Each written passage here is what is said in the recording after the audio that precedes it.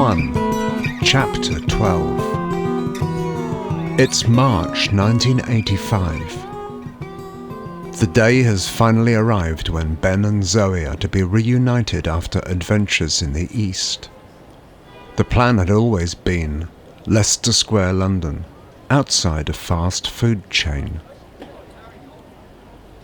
Zoe is the first to sight her old friend and does something of a double take. Not least because he is so much slimmer and broader than she remembers. She tiptoes in his direction. Just as she is about to tap Ben on the shoulder, he sinks, avoiding her hand, and spins around, dropping into an en garde posture and shocking Zoe with his speed. He smiles, and they hug. Then, standing back from each other in early spring's bright sunlight, they survey the changes a decade has wrought. Ben's old school friend blends in easily with her surroundings, holding herself with effortless poise, sporting black leggings, a baggy fawn jumper, and high-top canvas trainers that incorporate the star-spangled banner. Ben is dressed in an untucked Nehru-collared white linen shirt, simple slip-on shoes and jogging bottoms. In his absence, Zoe has become a stunningly attractive woman. "Wow, you look..." The word in Ben's mind is incredible, but at the last moment he substitutes it with healthy? "You mean chubby, don't you?" No. Quickly realizing he has treated Zoe's reply overly seriously, Ben can't help but smile. He begins to scrutinize his old friend's features, reading every line as though it were a book rather than her face. Recoiling somewhat, she raises her eyebrows. Ben does not seem to notice. "Your travels have suited you well, Zoe." Zoe breaks eye contact. Ben stares at her long ebony hair. "Being around all those dark-haired people must have rubbed off on you. Or did you colour your hair just to match your leg wear?" Zoe smiles, her mouth slipping open slightly as she does so. Her top lip draws down automatically over her front teeth. She notices that Ben has twigged her old habit. He says nothing. "Unbelievable, isn't it? Even now, with a quarter of a century gone, and that South London pavement is still giving me a fat lip." The soul-bearing honesty of the statement, the recalling of Zoe's childhood bicycle accident, that feels to Ben like a shared secret, brings a lump to his throat. His eyes glisten. Ben can't help but recall the first time Zoe told him about the incident and how, as a young girl, she used Mary Poppins-like rhymes to try to magic her front teeth back. Ben claws his mind for the words appropriate to this moment. He settles on a few that, once spoken, for him at least, utterly devalue this moment of connection. "But you want to grab a bite to eat? Do you remember any decent places round here?" Zoe snaps out of her short-lived daydream. "I should know some. I've been..." "Sure. Follow me, Benjamin." Zoe steps closer to Ben and swivels, interlocking an arm with that of her old friend. Nearly skipping, she drags him forward, evidently keen to share tales from the intervening decade. The scenario triggers in Ben a brief memory of his initial encounter with the two devotee girls in India, but he struggles to recollect their names. It amuses him that he is not able to remember, not least because he would regularly take Gideon to task for exactly that. He chuckles to himself. Zoe assumes it is her actions that have invigorated Ben and smiles.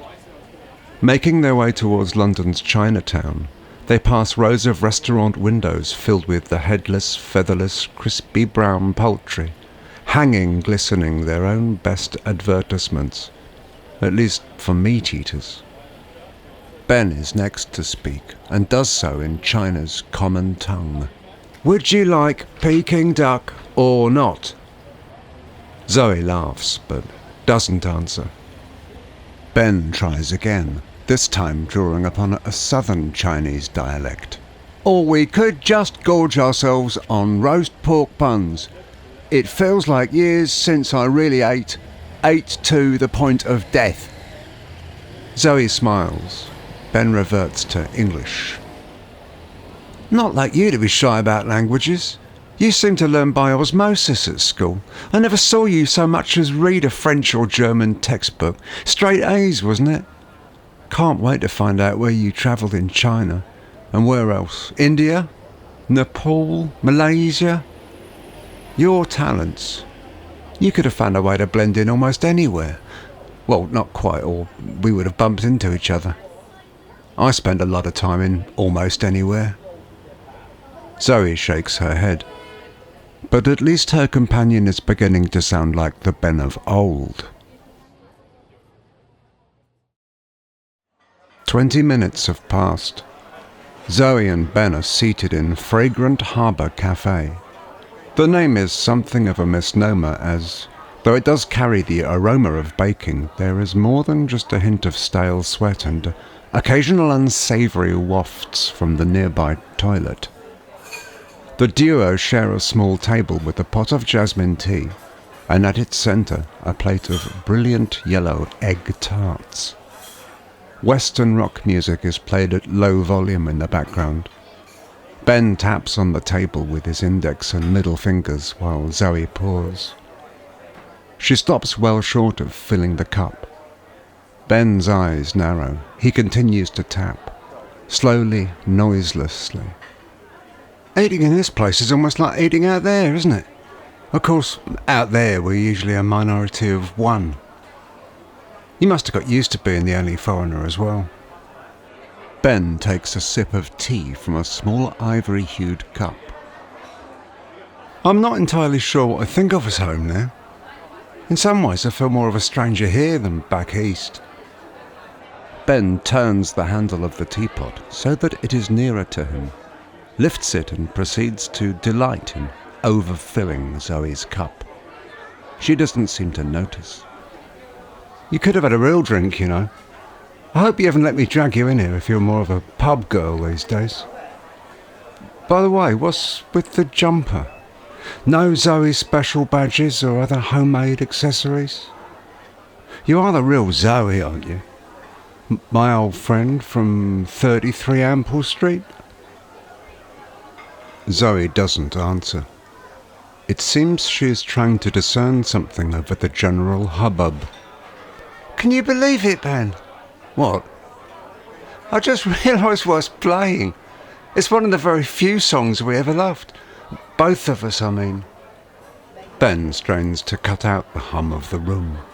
Finally, his ears tune in just enough to the sound for him to confirm the track to himself. It's Bowie, isn't it? Space Oddity. Still sounds great. The two share a moment, transported to more innocent days when music spirited them away from the turgid normality Ben was convinced they both despised. I meant to ask you sooner. How's Grandad? I haven't seen him for a while. Did he even know you're coming back? Ben bites at the skin below his lower lip, allowing it to gently escape his front teeth before answering. It's okay, but it shocked me to see him as a really old man. I always thought of him as different from normal granddads, like a super granddad. Noting the cheesiness of his words, Ben pauses. Anyway, now he's in his 90s and sometimes struggles to get out of his chair. I'm not sure if you know, but seems he's had some trouble with a few of the kids in the street while I was away. I think they see him as an easy target. I don't like to tell him, but I have noticed a few things that have gone from the house. It's not exactly a fortress. Possible one or two of them may have got in and had a rummage around while others delayed him out in the street. Zoe looks up from the tart she has been slowly nudging with the trembling fingernail of a middle finger. He wanted to give him a good hiding. I told him to forget it. He's a stubborn old goat. I think he's even got into a shoving match with a few of them. I said, things like that only escalate. Wasting my breath, though. He's a proud man. Not sure why I'm telling you that, Zoe. You know he'd rather die than back down. From anything. Zoe reaches forward and rubs Ben's upper arm. His triceps muscle is pronounced. Maybe he's flexing, just a little. At least he's got you again. Perhaps you can gift him some of that strength you brought back from your adventures. Zoe tentatively sips from her comically full cup. The momentary obscuring of her other features leaves Ben's sole focal point, her strikingly emerald eyes. Come on then, Angel, spill the beans. What in heaven's name did you get up to on your travels? Zoe looks confused, and a little rouge. She almost chokes some tea back into her cup, ultimately averting the incident, but in doing so, eliciting a not-so-dainty coughing fit. She lowers the shaking vessel to the table and proceeds to dab her lips and the corners of her mouth with a paper serviette, whilst doing her best to ignore the various looks of contempt from fellow patrons. Ben notes Zoe's cup has been positioned close to the edge of the table and goes to retrieve it. Zoe reaches out too, her fingers lightly encircling his. Still a worrier then, eh? Not learned to trust life yet? It seems Ben may be too busy tingling at Zoe's touch to pay attention to her teasing. In any case, he is sidetracked by something. You've still got a scar on your thumb. Those pins of yours must have cut us deeper than we imagined. I've got mine too. Ben shows Zoe the proof. I only noticed it again this morning when I got out of the shower. It's more visible when I spend... Anyway, blood brother and sister meet again. They endure an uncomfortable silence. Sorry, Zoe. Today means so much to me, but somehow it's like just another day to you. Am I being unfair? I'm being unfair, aren't I? Zoe smiles, but her eyes have dimmed and she struggles to look up. Ben continues. Okay. It felt like someone just walked across my grave. Is there something you need to tell me? Zoe carefully drinks some more tea and then looks down into her near-empty cup. She slowly oscillates the dregs clockwise and then anti-clockwise, as though engaging in a bout of divination. I did go on a journey, you know. Of course I know. It was never the plan to meet up out there. The intention was always to tread our own paths and bring back knowledge and share it. Zoe lets out a big sigh. You actually did it. You didn't just talk about it. You pulled the trigger, Ben. You went off on your own and really lived your dream. Do you have any idea how incredible that is? I want you to know that if no one else in the world knows that, I know that. When you were in pain or considering chucking it all in and coming home, I was thinking of you, willing you to stay strong and to never be ordinary. Ben appears to be replaying Zoe's words in his head. Zoe draws in a deep breath through her nose and looks directly into Ben's eyes. I had the tickets and then my bloody mother got involved. You heard about that? Why I didn't leave as planned. I know I said I'd follow on once everything was resolved, but one thing led to another. So you're saying you never went travelling? Zoe meets Ben's incredulous stare. Well, before I knew it, I was in a relationship and time just slipped by. Despite herself, Zoe suddenly can't help but see the whole situation as comedic. she finds herself doing everything she can to control an unwanted impulse to smile, or, worse still, to laugh. A relationship? Zoe leans back on her chair, her head and neck reversing more than her torso. It's almost as if she were reenacting a slow-motion whiplash. After a while, she rights herself. Do you remember Jason, Ben? Ben reacts with his entire body too, as though having been punched hard in the chest, then quickly does his best to bring his reaction under control. Jason? Not the Jason your mother was always trying to set you up with. Parker, wasn't it? Zoe's lips are pressed tightly together, perhaps in an effort to prevent her face giving away her emotions. With an innocuous but at the same time devastating nod, Zoe provides Ben the confirmation he's asked for, but likely didn't want to hear. Yup, that Jason, Ben. We live together. We've been in the same flat for almost 10 years and married for most of that time. Married? Ben scans Zoe's fingers. It's funny really, because now you're the one in shape, like Jay, well, like he used to be, and he's not so much these days. For years. They are both silent again.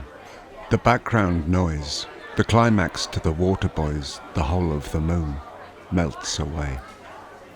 I know everything doesn't go to plan, to a personal plan at least, but I trained for what felt like forever and suffered and travelled thousands of miles to find my real home, and you.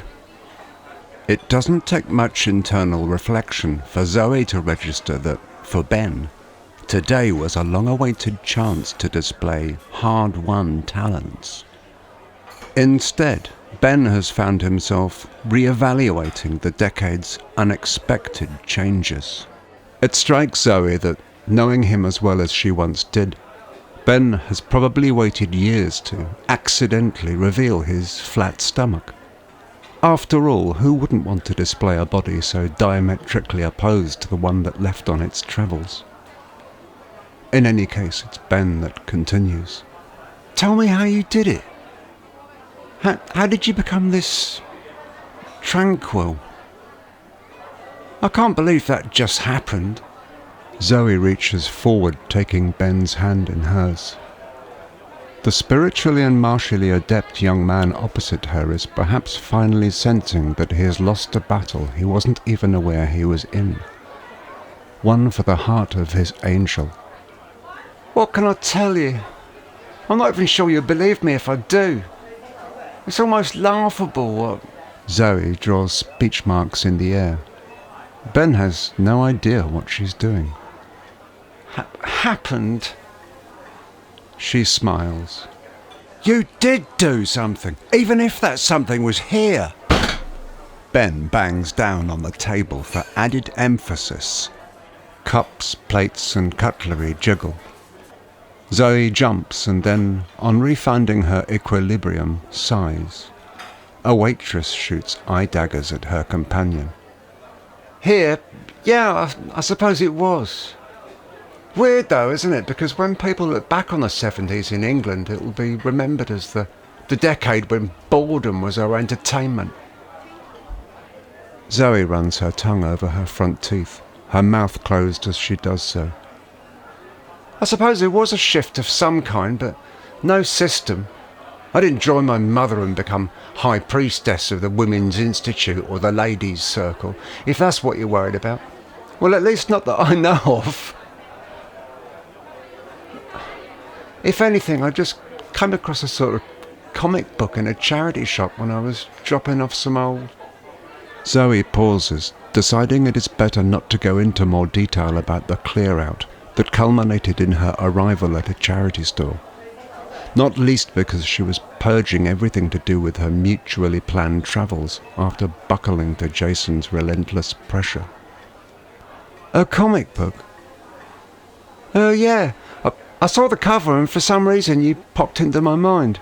So I picked it up and flicked through. I liked some of the pictures and then I somehow absorbed a couple of lines. Ben leans forward. A couple of... What did they say? Well, it's going to sound weird, even to you.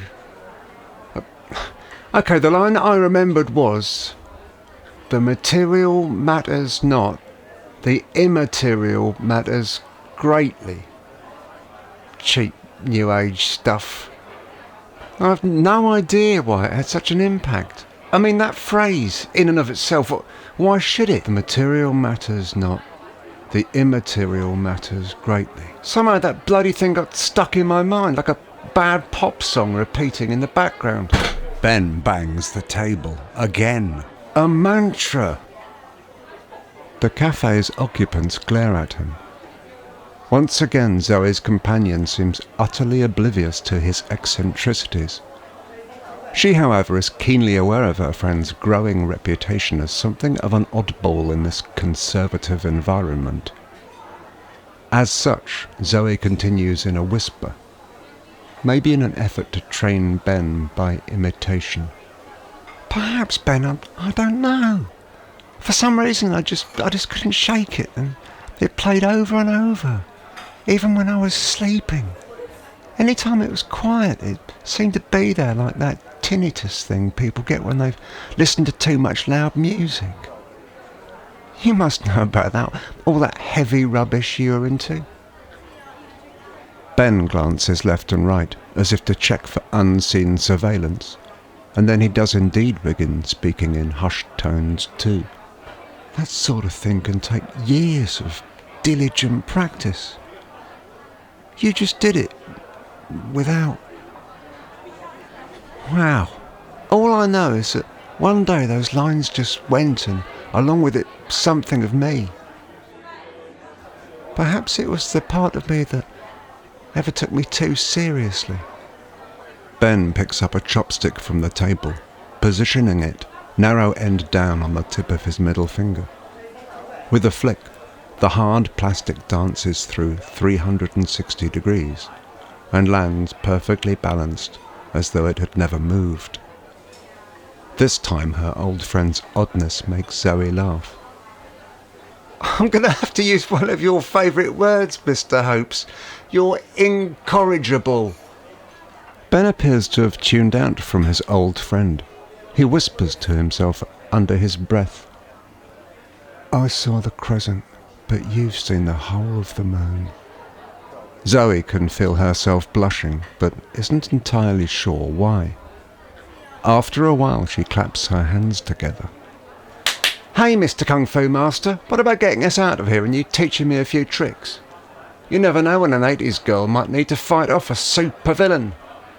Ben breaks free from deep thought and, without looking up, calls for the bill in Cantonese. Zoe has no idea about Chinese dialects. It could be Greek to her, but she does note the sneer on the waitress's face, and that makes her grin. Ben notices nothing. His new focus is exclusively his planning of the fastest way to begin his students' introduction to the subtleties of fighting without fighting. Direct us to the nearest park, Zoe. I hope you haven't lost that wonderful temper of yours. You might need it. Once away from the cafe, the pair hustle north through the packed streets of London's West End. Oh, here's something you're never going to believe. Do you remember that thug? The one that terrorised us at school? You mean the one that took a flying lesson with the bus conductor? Tony, wasn't it? Wow, impressive, Benjamin. You do remember then. Well, he only brought out a book. But the bit that's even crazier is, it's become a bestseller. I'm not saying he wrote it all, but evidently it was his story. The biography of an abused kid and life in the underworld. A lot of the book was about how he was mistreated growing up. How he was mistreated? That's rich. I know, right? Anyway, I read some of it. The title was something like Dark Days, Light Nights, days, D-A-Z-E, as in dazed and confused, and nights with a K, the type of knight you may have wanted to be when you were really young. The sort I probably hoped would pluck me from suburbia. Maybe the sort you've become. She laughs, allowing her guard to slip for just a moment, enough to expose her teeth. Ben tightens his grip on Zoe's interlocked arm, pulling her closer. He can feel her bosom just above his elbow. The sensation disturbs him for a moment, but he copes. Zoe, I seem to remember that you loved all those horror films in the 70s. Even more than I did. What were your favourites again? Oh, yes, The Exorcist. As I recall, you begged to watch that again and again. Wasn't your first choice always Rosemary's Baby? If you really commit yourself to learn what I'm about to teach you, I'll reward you with a copy of that on one of those video cassette things. Zoe disentangles her arm from Ben's. You cheeky blighter, you know they all gave me nightmares. Besides, I think you'll find Rosemary's Baby came out in the 60s, not 70s. Ben prods Zoe with the curled knuckle of his index finger through her fluffy jumper and into a floating rib. It tickles and is slightly painful at the same time. Zoe squeals. But you didn't see it until the 70s, did you? And I bet you took most of that decade before you could sleep without the light on.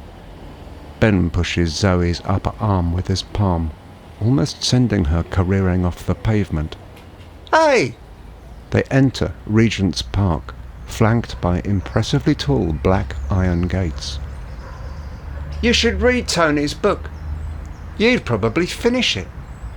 It even mentions that time he got dragged off by that guy on the bus. Evidently that event changed the whole course of his life. We should be getting some royalties. They both smile.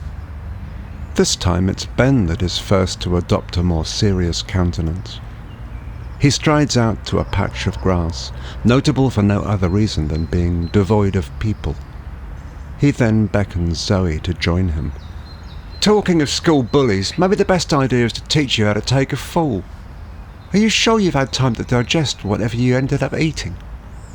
Given what I've got in store for you, there's every chance we might be seeing those egg tarts again. Now alongside him, Zoe prods Ben in the chest with her fingertips, but the time for levity has passed.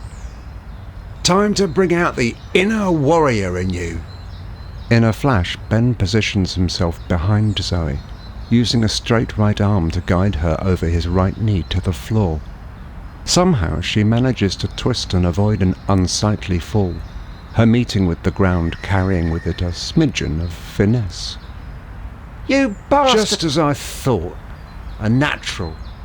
Ben cracks the smallest of smiles. Feigning anger, Zoe punches the moist grass and begins straightening from a squat position. I just realised something, Zoe. I may be able to teach you what I've learned over the last 10 years, just like we promised each other, but you can still keep your side of the bargain.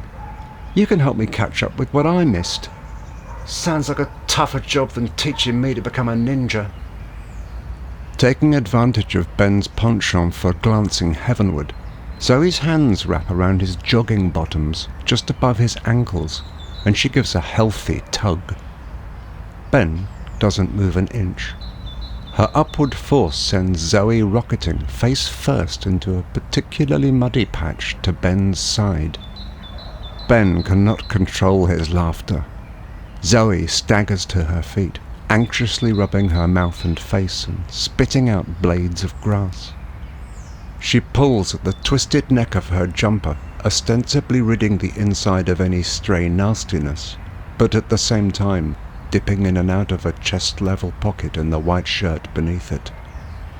I'll make you pay for that, Mr. Hopes.